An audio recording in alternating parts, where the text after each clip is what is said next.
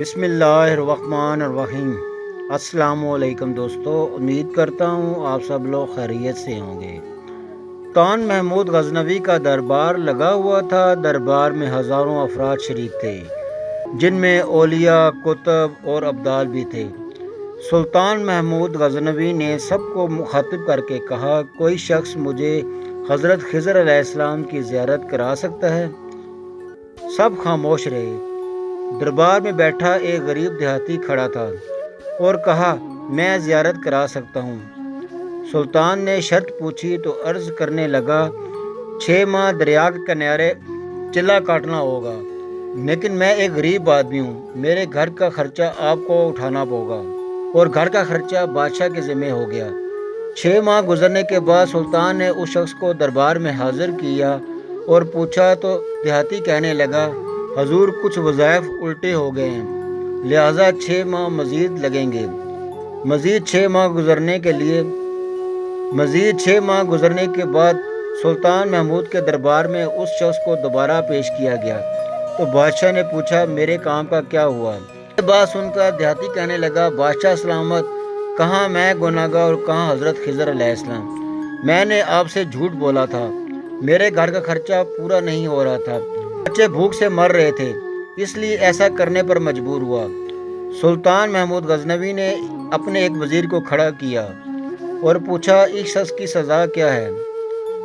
سلطان محمود غزنوی نے اپنے ایک وزیر کو کھڑا کیا، اس سے پوچھا، اس شخص کی سزا کیا ہے؟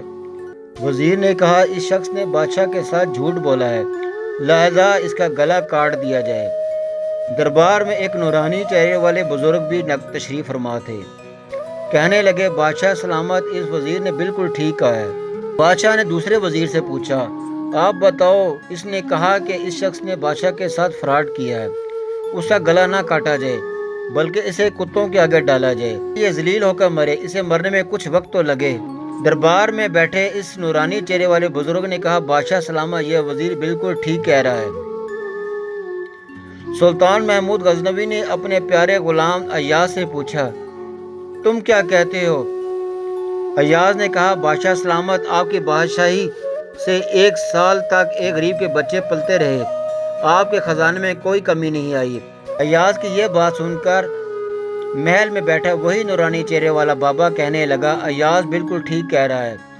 سلطان محمود غزنوی نے اس بابا جی کو بلایا اور پوچھا، آپ نے ہر وزیر کے فیصلے کو درست کہا؟ بابا جی کہنے لگے، بادشاہ سلامت، پہلے نمبر جس وزیر نے کہا کہ اس کا گلا کاٹا جائے وہ قوم کا کسائی ہے، اور کسائی کا کام گلا کاٹنا ہے، اس نے اپنے خاندانی رنگ دکھایا، غلطی اس کی نہیں آپ کی ہے، آپ نے کسائی کو وزیر بنا دیا۔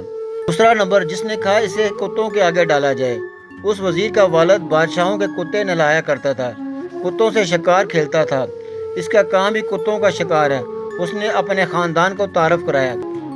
دوسرا نمبر جس نے کہا کہ اسے کتوں کے آگے ڈالا جائے، اس وزیر کا والد بادشاہوں کے کتے نہلایا کرتا تھا، کتوں سے شکار کھیلتا تھا، اس کا کام ہی کتوں کا شکار تھا، اس نے اپنے خاندان کا تعارف کرایا، اور غلطی آپ کی ہے، ایسے شخص کو وزارت دی، جہاں ایسے لوگ وزیر ہوں گے وہاں لوگ بھوک سے مر جائیں گے، آپ کی غلطی یہ ہے کہ ایسے شخص کو آپ نے وزارت دی۔